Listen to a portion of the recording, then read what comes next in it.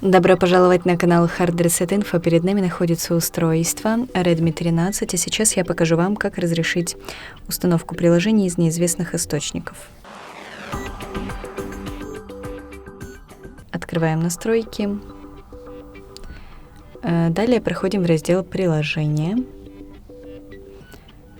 Нет, не приложение, а защита и конфиденциальность.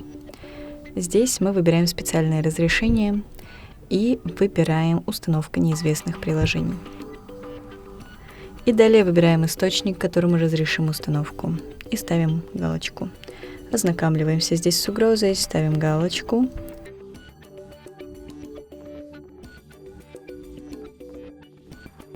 И нажимаем ОК. На этом все. Спасибо за просмотр. Ставьте лайки и подписывайтесь на наш канал.